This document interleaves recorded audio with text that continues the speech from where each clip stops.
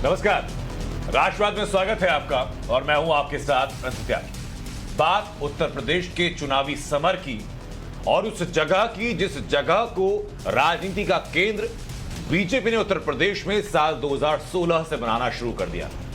आज गृहमंत्री अमित शाह पश्चिम उत्तर प्रदेश के दौरे पर है और पहुंचे सीधा कैराना, शामली जिले का कैराना कस्बा, जहां 2016 में तब के सांसद हुकुम सिंह ने पलायन के मुद्दे को हवा दी थी। यह पलायन का मुद्दा इतना बढ़ाया गया कि 2017 का चुनाव इसी की मुद्दे पर लड़ा गया, केंद्र बिंदु रहा। 2019 में भी इस मुद्दे को लगातार उठाया गया था और अब गृहमंत्री अमित शाह ने वहां पहुंचकर यह संदेश एक बार फिर मजबूत किया, जिसको बार बार उत्तर प्रदेश के मौजूदा मुख्यमंत्री आदित्यनाथ योगी दोहराते हैं कि अब पलायन करवाने वाले पलायन कर चुके हैं, प्रदेश में सभी लोग सुरक्षित हैं। लेकिन एक समीकरण यह तलाशी जा रही है कि चूंकि कैराना वो जगह थी जहां पर एक धर्म विशेष के लोगों के ऊपर आरोप लगाया गया कि उनकी वजह से पलायन हो रहा है। हालांकि राष्ट्रीय मानवाधिकार आयोग ने जो रिपोर्ट मांगी तो उसमें से कई परिवारों के ऐसे दावे खोखले भी पाए गए थे। लेकिन आज सवाल यह उत्तर प्रदेश की राजनीति को लेकर के कि जो 80-20 का फॉर्मूला तय किया उत्तर प्रदेश में बीजेपी ने, तो क्या कैराना उस 80-20 के फॉर्मूले का केंद्र बिंदु बन चुका है?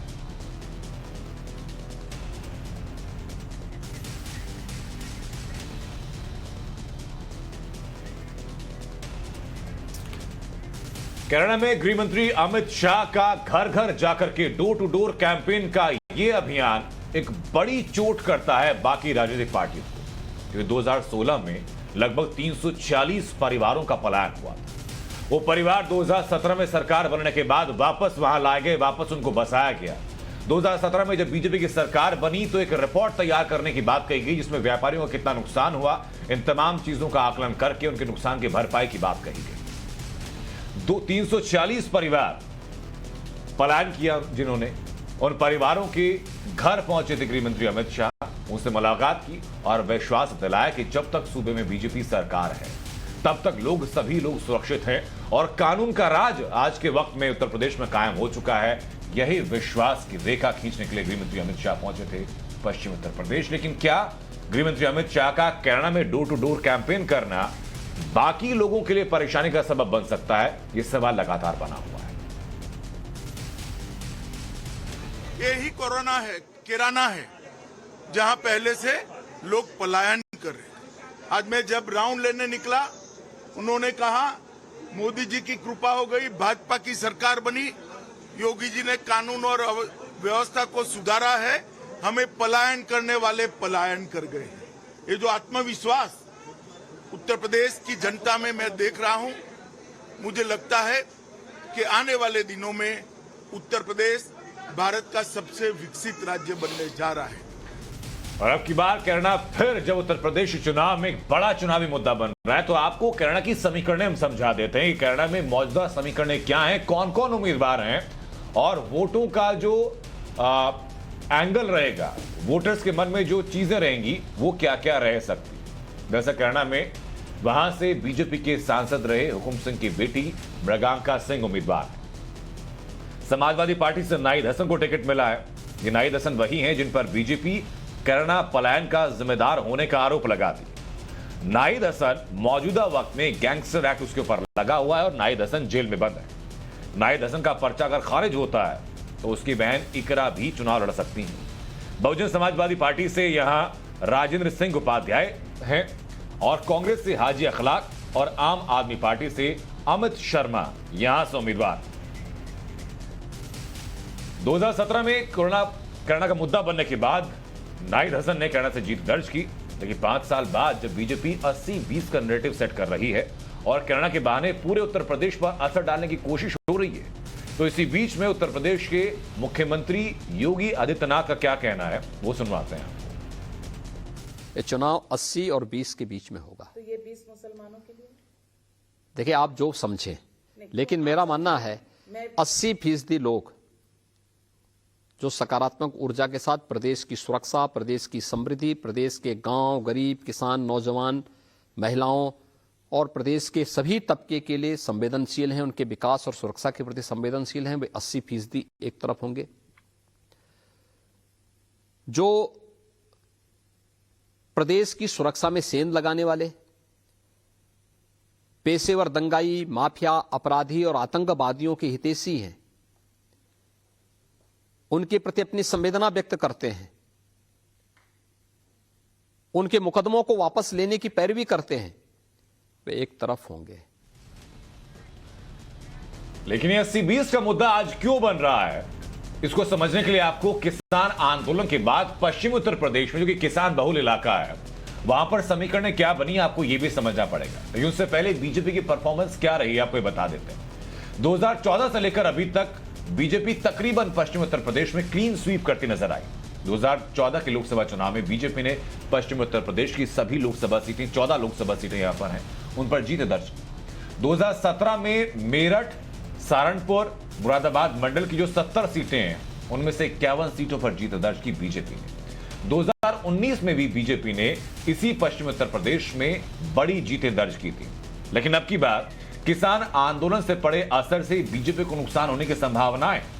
एक तरफ अखिलेश ने जाट वोटर बेस वाले जयंत चौधरी की पार्टी आरएलडी से गठबंधन किया, तो दूसरी ओर अन्य संकल्प जैसा दांव भी अखिलेश ने चल दिया। इन्हीं तमाम समीकरणों के बीच कई सवाल ऐसे हैं जिनका जवाब तलाशना जरूरी है और राष्ट्रवाद में उन्हीं सवालों को लेकर कहमा है।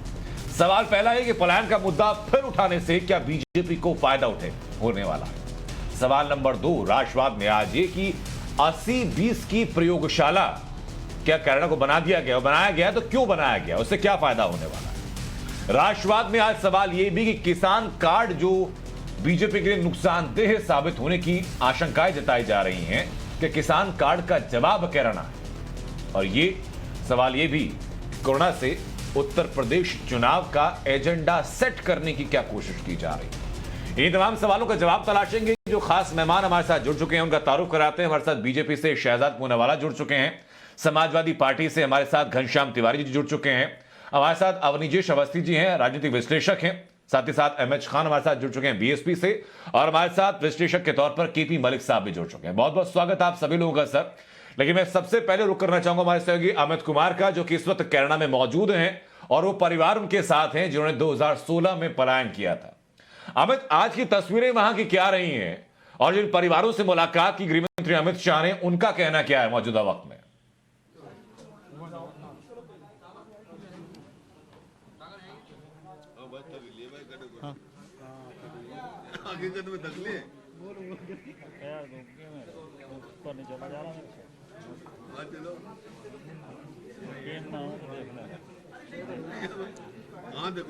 जी देखिए, आज अगर आप बात करें तो अमित शाह ने अपने कैंपेन की शुरुआत यहाँ से की, कैराना से की। आखिर क्यों की?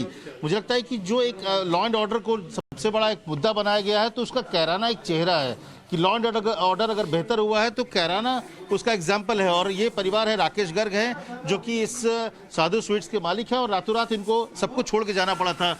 क्या बात हुई जब अमित शाह आए आपसे? अमित शाह ने क्या पूछा और आप लोगों ने क्या क्या बताया? हमसे ये पूछा कि भाई आप लोग पलायन करके गए थे, फिर लोग वापस आए हो, तो क्यों तो गए थे और क्यों आए? तो गए तो हम इसलिए थे कि हमसे फिरौती मांगी गई थी और जान से मारने की धमकी दी गई थी। शहर में 3-4 मर्डर हुए थे, दिन दहाड़े गोली मार दी गई व्यापारी लोगों को। तो ऐसा लग रहा था कि जैसे कोई व्यवस्था ही नहीं है किसी प्रकार की। तो मन में इतनी घबराहट पैदा हुई कि हम तुरंत ही अपना इमीडिएटली छोड़ के चले गए थे कैराना। लेकिन अब जब आए तो क्या बात हुई और अमित शाह ने क्या भरोसा दिया सुरक्षा को लेकर? उन्होंने कहा है जब आप आए हो तो क्यों आए थे? भाई आए तो इसलिए थे कि कैराना की में व्यवस्था बहुत अच्छी हो गई थी बीजेपी गवर्नमेंट आने के बाद, और तब से लेके आज तक किसी प्रकार का कोई व्यवधान किसी प्रकार का नहीं हुआ। और आगे भी अमित जी ने, गृह मंत्री साहब ने ये आश्वासन दिया है कि आगे भी आपको किसी प्रकार का कोई व्यवधान नहीं होगा। आपके बेटे भी हैं शुभम, उस समय का माहौल था, और अभी जब आज गृह मंत्री अमित शाह ने आपसे मुलाकात की तो एक जो सुरक्षा की भावना किस तरह से आपको महसूस हुआ? सर अगर देखिए आप, उस समय जो माहौल था, जो हमारे परिवार में डर हो गया था, हम लोगों को रात को नींद आनी बंद हो गई थी। हमने सिर्फ 3 दिन लिए यहाँ से। हम जब चिट्ठी आई, कॉल आई, हमको कहा गया अगर जैसे और लोगों को मारा गया है, अगर आपने भी पैसे नहीं दिए तो आपके लड़के को, छोटे लड़के को इसी तरीके से मार दिया जाएगा। तब हमने जो है यहाँ से निर्णय लिया, यहाँ से पलायन करने। अमित शाह को आपने क्या बताया? यार अमित शाह ने उनको पहले से जानकारी थी कि किस परिवार के साथ क्या क्या हुआ है, उनको ब्रीफिंग थी। बस उन्होंने हमारे से पूछा कि आप के साथ क्या हुआ था, और जब से आप वापस आए हो, हम लोग आपको वापस लेके आए थे 2017 में, तब से आज तक की क्या स्थिति है। तो हमने उनको जो एक्चुअल स्थिति है कि हम लोगों को अब लगता है कि यहाँ लॉ एंड ऑर्डर अच्छे से मेंटेन्ड है, बड़ा अच्छा अब यहाँ पे शासन हो रहा है। और परिवारों को लाने के लिए भी उन्होंने कहा कि और भी परिवार आएंगे, उसके बारे में कुछ उन्होंने उनको बोला है कि हमारा लोकल प्रशासन, जो उनके कार्यकर्ता हैं, वो इसमें दिन रात लगे हुए हैं कि जो लोग चले गए थे, जो रह गए हैं अभी वापस आना, उनको भी हम वापस लेके आए। तो सुरक्षा का माहौल पूरा आपको लग रहा है कि बना है ये पिछले 5 साल में? बिल्कुल बना है। या देखिए, ये कैराना में सबसे बड़ी बात है सुरक्षा का माहौल, और मुझे लगता है कि अमित शाह यही आश्वासन देने, यही बताने आए थे कि, और कैराना से पूरे उत्तर प्रदेश को यह संदेश था कि जो लोगों में सुरक्षा सबसे महत्वपूर्ण होता है। आप कितना भी काम कर लो, लेकिन अगर वो सुरक्षित नहीं है तो वो कोई भी डेवलपमेंट का काम उसके लिए कोई मतलब नहीं बनता। लेकिन इसलिए ये सवाल लगातार बना हुआ है अमित कि क्या उत्तर प्रदेश चुनाव का सेंटर अब कैराना को और मुद्दा पलायन को बनाया जा रहा है, सुरक्षा व्यवस्था को बनाया जा रहा है। हमारे साथ तमाम मेहमान लगातार हमारे साथ बने हुए। शहजाद, ये सवाल लगातार उठ रहा है कि भाई कैराना गृह मंत्री अमित शाह क्यों पहुंचे? क्या कैराना के पलायन वाला मुद्दा जो 2016 में बड़ा मुद्दा था, उसी मुद्दे के सहारे आगे बढ़ने की कोशिश है? नमस्कार। सबसे पहले आनंद जी, देखिए, हमने स्पष्ट तरीके से किया है कि हम तो ये चुनाव अपने काम और हमने जो किया है विकास, व्यवस्था और विरासत, ये ट्रिपल वी के नाम पर हम चुनाव लड़ रहे हैं। आपको याद होगा जेवर एयरपोर्ट का शिलान्यास कर दिया गया है, राजा महेंद्र प्रताप यूनिवर्सिटी का शिलान्यास कर दिया गया है, हमने दिल्ली मीरठ एक्सप्रेसवे का लोकार्पण कर दिया है, हमने गन्ना किसानों को 1,51,000 करोड़ की ऐतिहासिक भुगतान करने का काम किया है, जो 10 वर्ष में ये लोग नहीं कर पाए। आज हमने किसानों की चिंता की कानून व्यवस्था पर इस प्रकार से नकेल कसी है कि जो मोहम्मद फुरकान एक समय पर वहां पे उसका राज चलता था, आज जब योगी आदित्यनाथ जी वहां गए कैराना, तो उसने अपनी बेल कट करवा के उसने कोर्ट सरेंडर कर दिया। आज मुकीम काला इस हमारे बीच में नहीं है, क्योंकि उसको जहां होना चाहिए वहां पर उसका एनकाउंटर होकर वो पहुंच चुका है। तो आपको पता है किस प्रकार से इन लोगों का गुंडाराज चलता था, माफियाओं का निजाम चलता था। आज 60-65% जो है कानून व्यवस्था कंट्रोल इस प्रकार से हुआ है कि हत्याओं के मामले, अपराध के मामले ये कम हुए उस इलाके में। 5-6 बजे दुकानें बंद कर लोग चले जाते थे।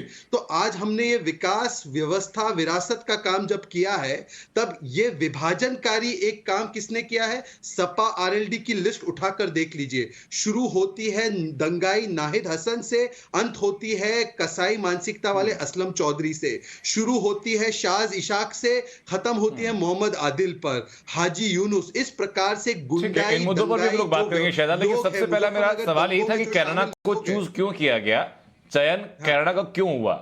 ये सिर्फ विकास की गाथा बताने के लिए या स्ट्रेटेजिक मूव था? मैं चाहूंगा घनश्याम तिवारी अपना टेक आप दें कि जो समाजवादी पार्टी के ऊपर आरोप है कैराना के दौरान का पलायन का। जी शहजाद, एक ही लाइन, क्या आप कानून व्यवस्था अगर सुदृढ़ होती है, 1000 दंगे हुआ करते थे, आज दंगे नहीं होते हैं, तो क्या आप इसको विकास के कार्य में नहीं मानते? आज हम जा रहे हैं लोगों के बीच में ये कहने के लिए, बताने ये बातें घनश्याम तिवारी बताएंगे सर, मैं इस बारे में जवाब नहीं दूंगा। मैं वापस शहजाद आपके पास लौट रहा हूं। घनश्याम जी, पश्चिमी उत्तर प्रदेश का क्या कानून व्यवस्था का मुद्दा समाजवादी पार्टी के लिए नुकसानदेह साबित हो सकता है? कैराना का यह दौरा भी। नमस्कार अनंत, आपको, मेरे को पैनलिस्ट को और दर्शकों को। 2014 के बाद से भारतीय जनता पार्टी कैराना में लगातार चुनाव हार रही है। जिस कैंडिडेट के लिए अमित शाह जी प्रचार कर रहे हैं वो भी लगातार चुनाव हार रही हैं। तो अगर जनता ने कैराना में अपनी आवाज बुलंद की है तो वो बुलंद आवाज आपको चुनाव के नतीजों में दिखाई देती है, पहली बात। दूसरी बात, अभी भारतीय जनता पार्टी के प्रवक्ता कह रहे थे, देवमणि द्विवेदी की एक चिट्ठी 20/8/2020 की जो मीडिया में प्रकाशित हुई, बाद में भारतीय जनता पार्टी ने बड़ी सकुचाते ढंग से कहा कि ये तो चिट्ठी सही नहीं है, गलत है, न जाने क्या क्या। उसमें उन्होंने कुछ लोगों के नाम लिखे थे। ब्रजेश सिंह 106 मुकदमे, धनंजय सिंह जो क्रिकेट खेल रहे थे भारतीय जनता पार्टी में, कौन बैटिंग कर रहा था, कौन बॉलिंग कर रहा था, ये तो शहजाद बता सकते हैं, 46 मुकदमे। डॉक्टर उदयभान सिंह 83 मुकदमे, अशोक चंदेल 37 मुकदमे। इन्होंने अभय सिंह, विनीत सिंह, ब्रजभूषण सिंह, चुलबुल सिंह, सोनू सिंह, मोनू सिंह, अजय सिंह, सिपाही, पिंटू सिंह, सनी सिंह, संग्राम सिंह, चुन्नू सिंह, बादशाह सिंह।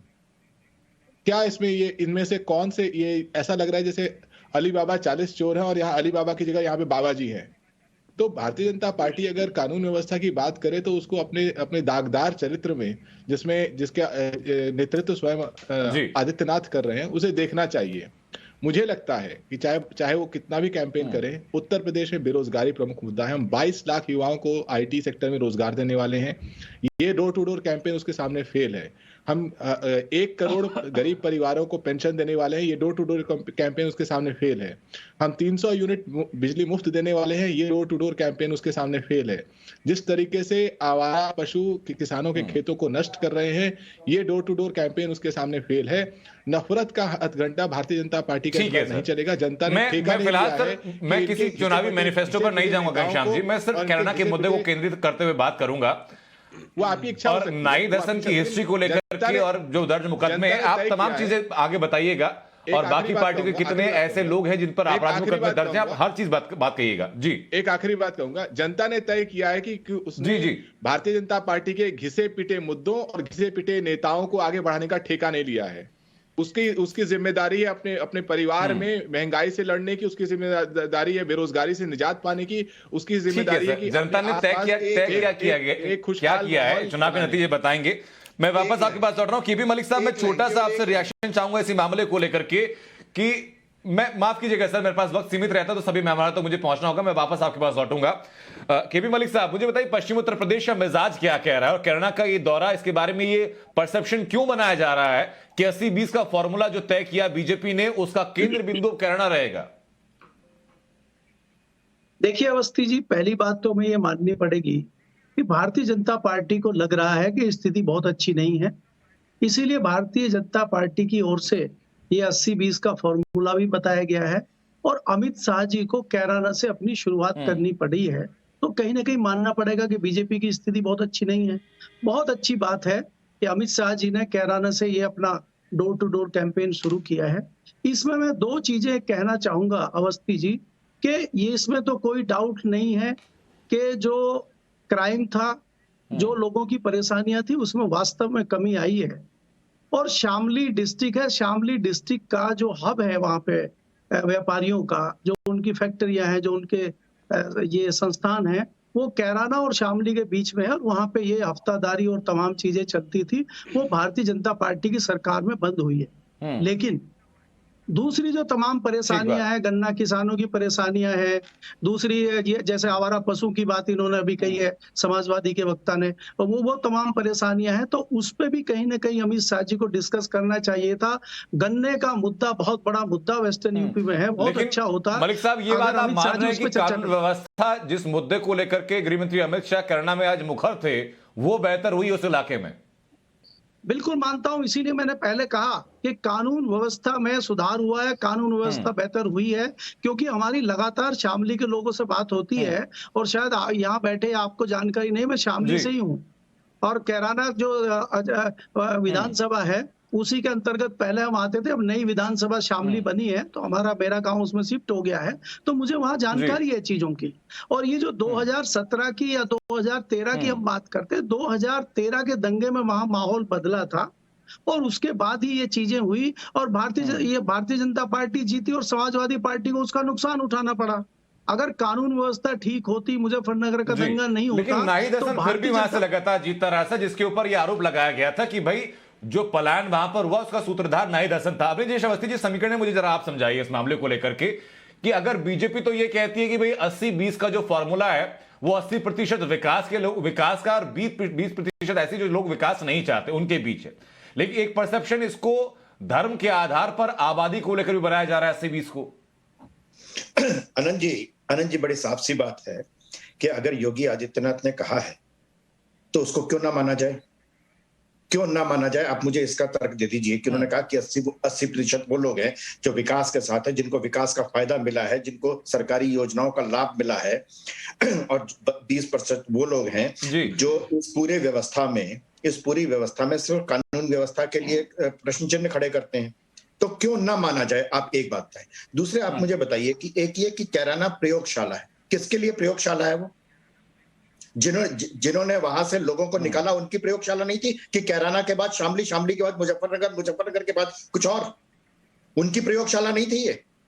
आप बताइए मुझे। आज पूरे देश में अगर एक मैं, आप तो दूसरा संप्रदाय बोलते हैं, मैं साफ कहता हूं कि अगर एक मुसलमान को किसी सोसाइटी में एक फ्लैट देने से, कोई किराए पे देने से मना करे, तो वो न्यूयॉर्क टाइम्स और वॉशिंगटन पोस्ट तक खबर छपती है, हिंदुस्तान में कैरावन, वायर और ये लोग छापते हैं। यहाँ पूरे आपके रिपोर्टर ने लिया, आपके रिपोर्टर ने इंटरव्यू लिया, उन्होंने साफ कहा, आपको लगता है कि क्या वो झूठ बोल रहे थे? वो अभी आप कह रहे हैं आरोप है, ये साफ आप स्टिंग ऑपरेशन करते हैं तो खुलासा करते हैं। मैंने कहा आरोप था सर नाहिद हसन के ऊपर, पलायन हुआ वहां से, उस बात को इनकार नहीं कर रहा हूं। बात तो सुनिए आनंद जी, मेरा मतलब सुन लीजिए, मेरा मतलब सिर्फ आपसे नहीं है, सिर्फ आपके चैनल से नहीं है, मेरा मतलब सिर्फ इस बात से है कि आप अगर स्टिंग ऑपरेशन कर रहे हैं तो खुलासा होता है, सामने अगर कैमरे पे आकर के बोले तो उसमें तो कोई खुलासे की जैसी बात भी नहीं रहेगी, साफ साफ बोल रहे हैं ना। और ये मलिक साहब भी बोल रहे हैं, और पूरे प्रदेश में परसेप्शन है ये कि किस तरीके से वहां पर, और मैं किसी एक संप्रदाय का नाम ले नहीं रहा हूं अब मैं, क्योंकि इससे क्या लगता है, वो गुंडे मवाली जो थे, जो माफिया गैंग था, वो अपने संप्रदाय, मुस्लिम संप्रदाय के लोग अगर पैसे वाले होते थे उनसे भी छीनते थे पैसे।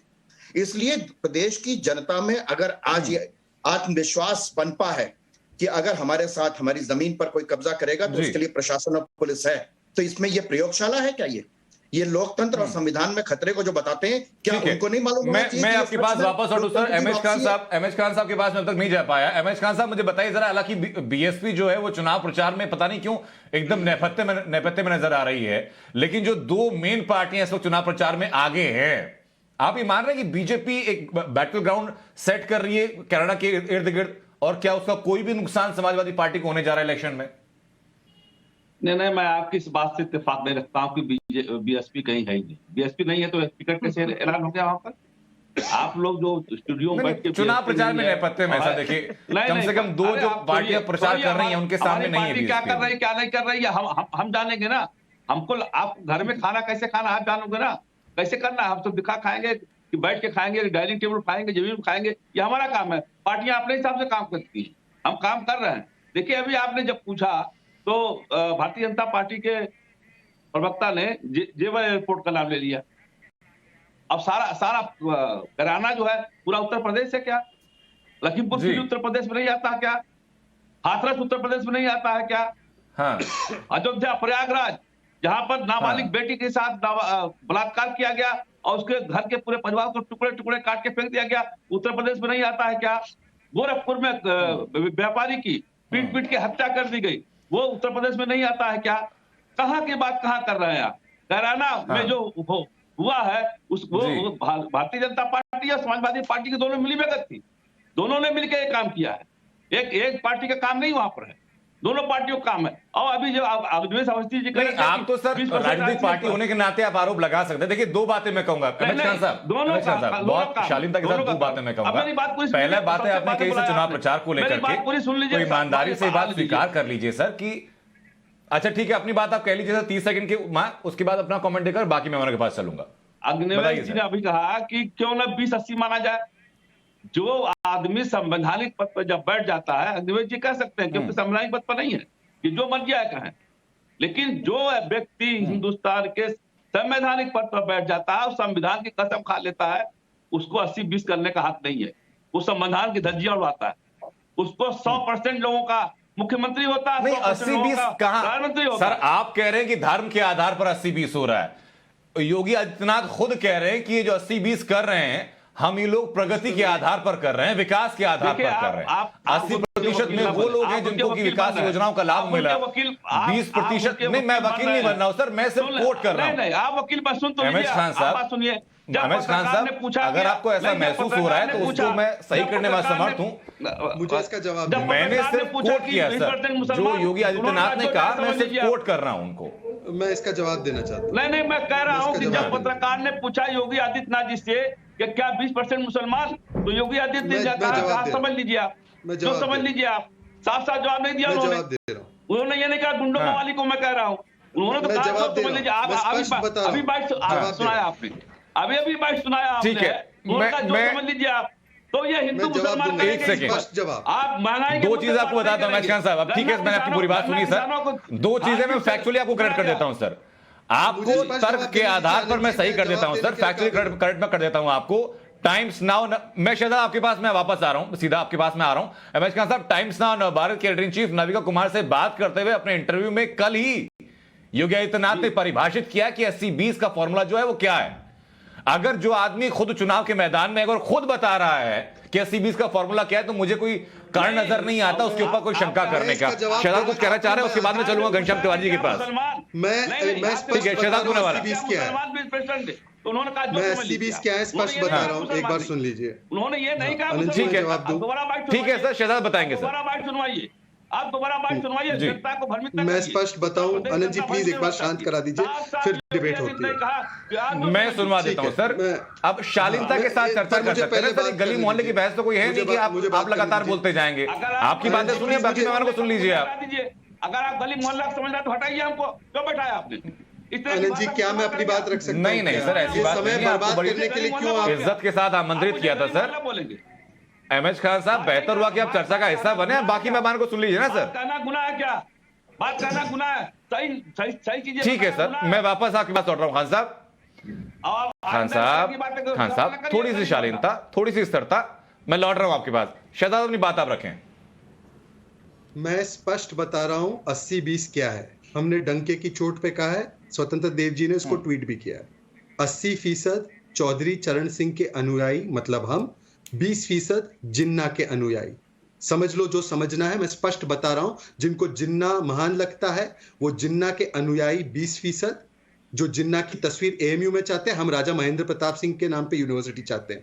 हम चौधरी चरण सिंह के अनुयायी है, जो 20% जिन्ना के अनुयायी है। मैं परिभाषित कर रहा हूं। दूसरी बात, मैंने जब समाजवादी पार्टी की लिस्ट उठाकर देखी तो ये लिस्ट अन्नदाता के समर्थन में नहीं, गन्नदाता के समर्थन में थी। ये लिस्ट ऐसा लगा कि किसी पुलिस थाने के मोस्ट वांटेड की लिस्ट थी, जिसको इन्होंने प्रत्याशी की लिस्ट बना दी है। और इसीलिए आज हमें कैराना जाकर ये संदेश देना पड़ा कि कानून व्यवस्था के साथ हम, चौधरी चरण सिंह जी की विचारधारा के साथ हम चाहते हैं कि जिन्ना के अनुयायी जो यहाँ पर आतंक मचाते हैं, ये आज कानून के राज की लड़ाई बनाम माफिया गुंडा राज के निजाम की लड़ाई। और अगर ऐसा नहीं है तो मैं स्पष्ट तरीके से कहता हूं, मेरी पार्टी। लेकिन शहजाद, इसके ना आप कह रहे हैं कि हमने कानून व्यवस्था का संदेश देने के लिए कहा। मैं एक बड़ी बात कह रहा हूं, मेरा छोटा सा सवाल सुन लीजिए शहजाद, अपनी बात आप पूरी कर लीजिएगा। हो जाने दीजिए आनंद जी, ये डिबेट का सबसे बड़ा मर्म है। हाँ, एक बात हो जाने दीजिए। एक बात मैं आपसे स्पष्ट तरीके से, जिससे साबित हो जाएगा। आनंद जी एक बात, हमारे साथ गली मोहल्ला है।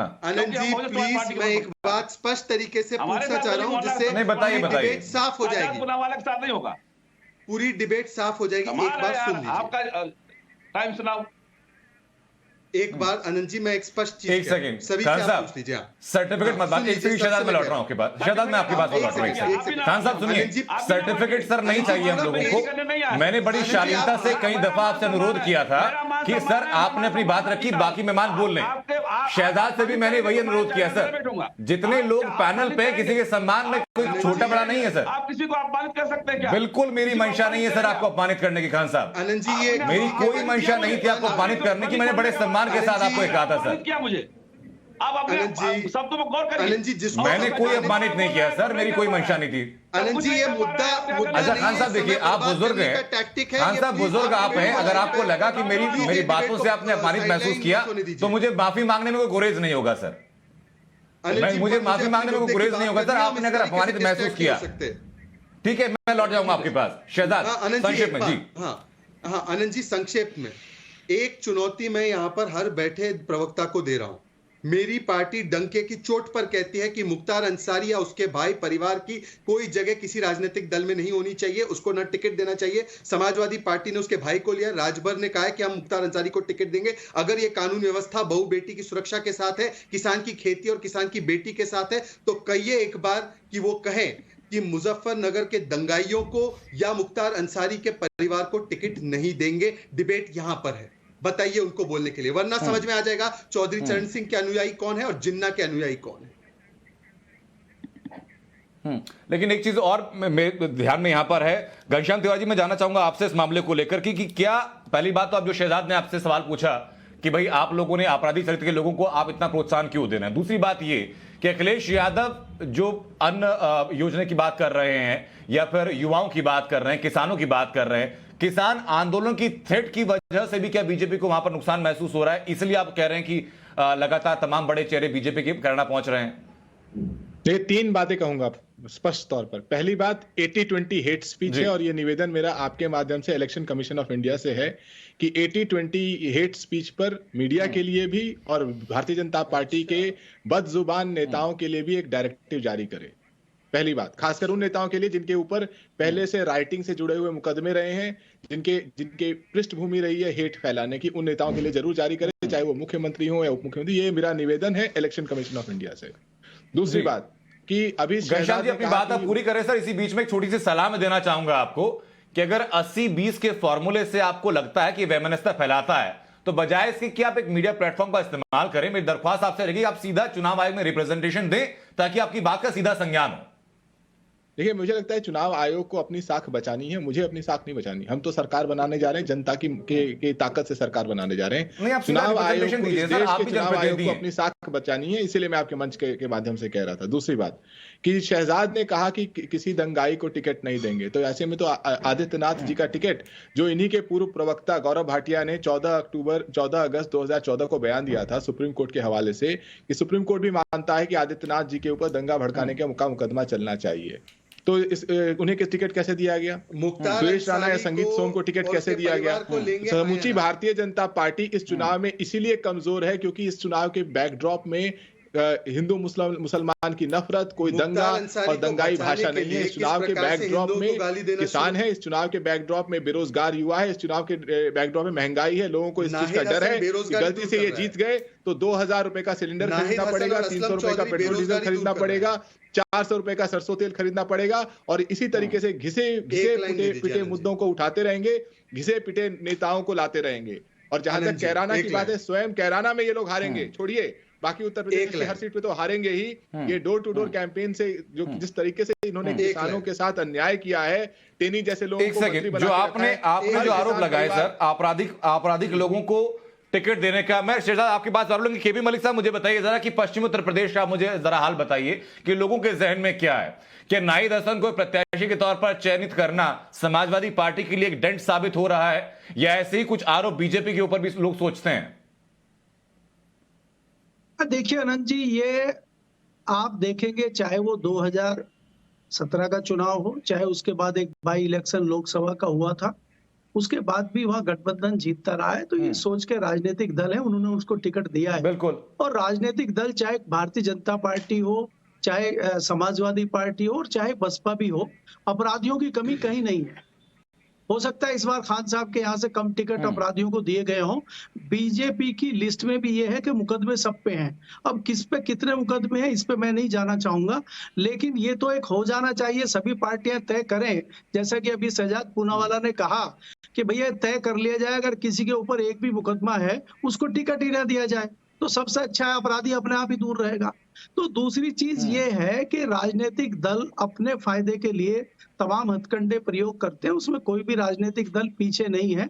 और वेस्टर्न यूपी में अगर आप देखें, जैसा कि मैंने पहले भी कहा है, चुनाव जीतने का एक हथकंडा है, वही सारी पार्टियां अपना रही हैं। नाहिद हसन वहां पे किसी भी तरह चुनाव जीतता है, लगातार जीतता आ रहा है, तो गठबंधन को लगता है कि वही जीतेगा। अगर गठबंधन किसी और को टिकट देगा तो वो नहीं जीत पाएगा, उनका ये मानना है, मुझे ऐसा लगता है।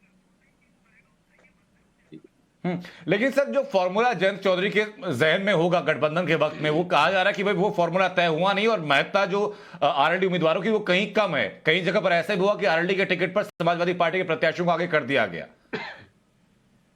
देखिए उससे क्या होगा कि जैसे मैं एक एग्जांपल देता हूँ, सिवाल का सीट है बागपत जिले में, और दूसरी बागपत सीट है, तो दोनों में वहां पे मुस्लिम कैंडिडेट को टिकट दिया है गठबंधन ने।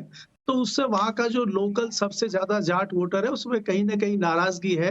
लेकिन वो किस लेवल पे नाराजगी है, इसमें फॉर्मूला सीधा सीधा ये होगा कि जहां जाट कैंडिडेट होगा गठबंधन का, या उस एरिया में जहां जो जाट बाहुल्य होगा एरिया, उसमें जाट उसको दे देंगे, और जहां जैसे सिवाल खास होगी या बागपत होगी वहां का जाट भारतीय जनता पार्टी में मूव कर जाएगा। या उसको तीसरा ऑप्शन अगर कहीं कहीं बसपा भी लगेगा तो वहां बसपा में भी चला जाएगा। जैसे आप कैराना पे देखेंगे, बसपा का हिंदू कैंडिडेट है, जो मरगांगा से नाराज होगा या नाहिद असर से नाराज होगा, वो उधर मूव कर जाएगा।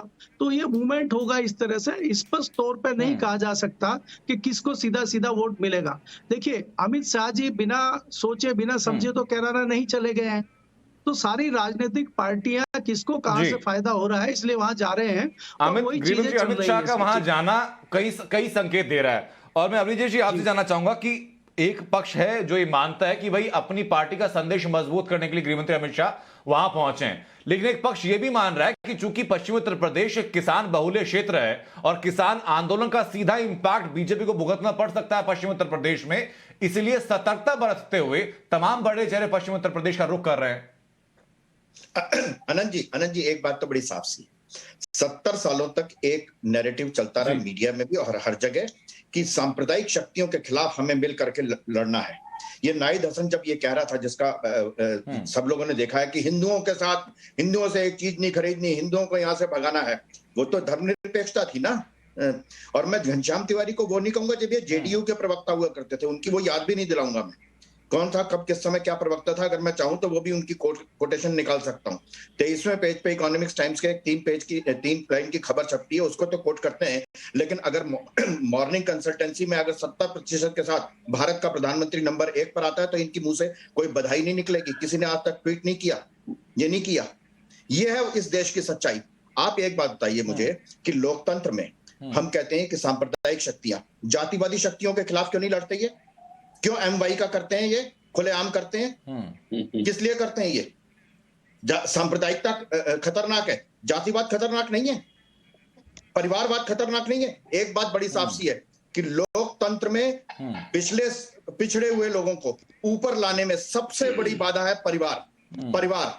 और मैं तो खुलेआम कहता हूं कि किसी भी पार्टी का हो, देख लीजिए पिछले 40 सालों में 30 सालों में जो सत्ता में रहे हैं उनकी संपत्ति किस हिसाब से बढ़ी है, उन पर सुप्रीम कोर्ट या कहीं जी परिवारवाद की बात जो आपने की सर, बीजेपी में सिरे से ऐसे नाम हैं जो कि अपने पिता के आधार पर जिनके नाम चयनित किए गए हैं, कई नाम ऐसे हैं बीजेपी में भी।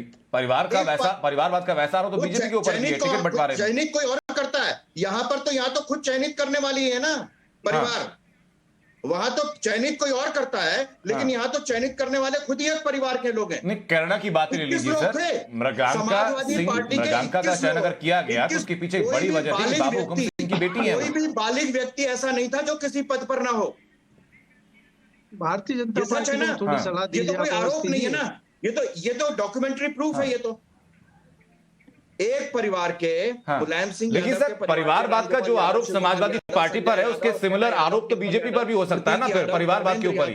अखिलेश सिंह यादव, 21 लोग, एक परिवार के 21 लोग बालिग लोग, कोई भी व्यक्ति ऐसा नहीं था जिसका जो बालिग हो जो किसी पद पर ना हो।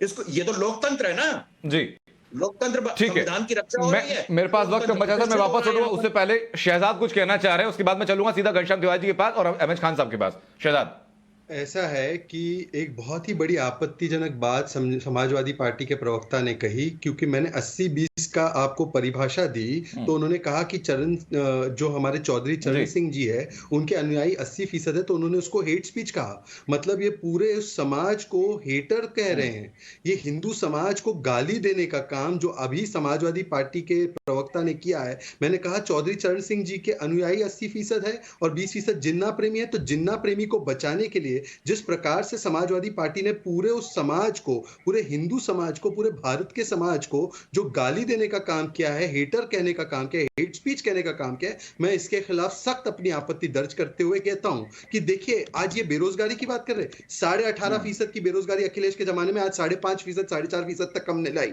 और ये किसके साथ बेरोजगारी कम करेंगे? नाहिद हसन ये बेरोजगारी कम करेगा, ये मुख्तार अंसारी ये बेरोजगारी कम करेगा, ये असलम चौधरी बेरोजगारी कम करेगा।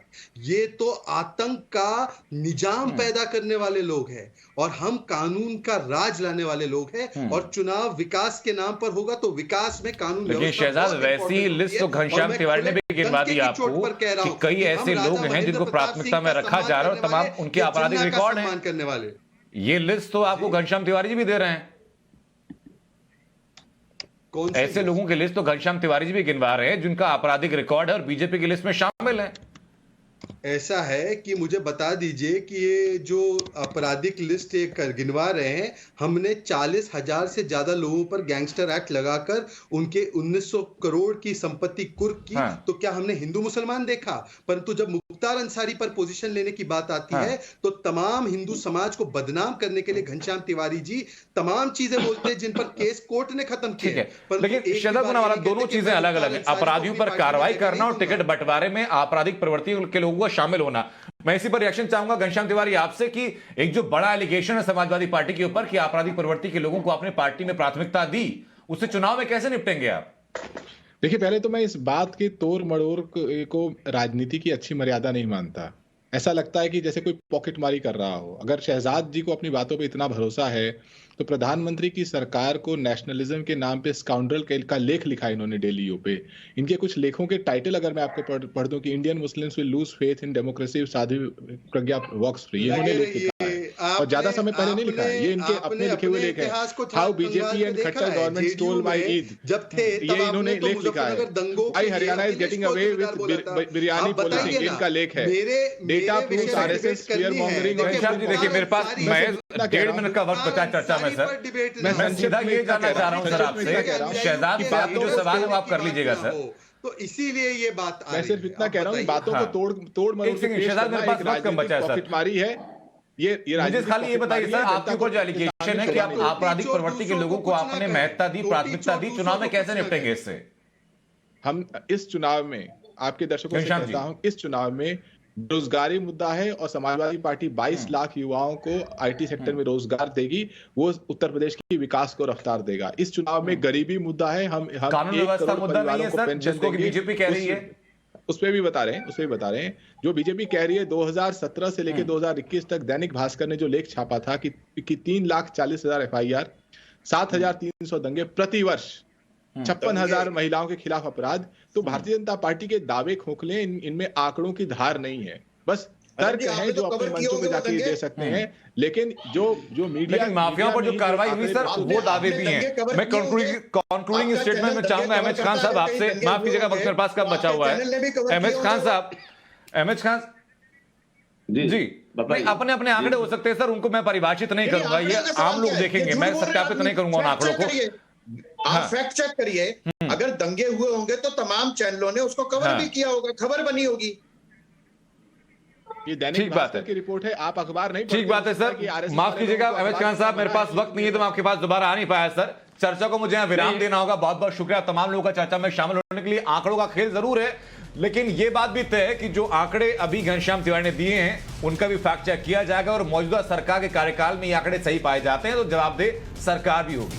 राष्ट्रवाद और ब्रेक के लिए जल्द वापस लौटना।